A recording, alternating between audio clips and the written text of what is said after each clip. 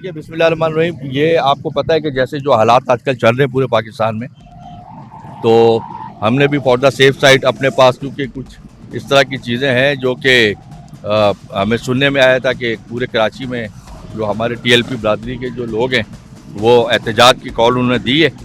तो हमारा मकसद यही है कि यहाँ पर उनको यही कहना कि ये आपको पता है जैसे कि आज मंडे है, फर्स्ट वर्किंग डे होता है, यहाँ पर सारा जो है वो कारोबारी मराकज़ हैं सारे।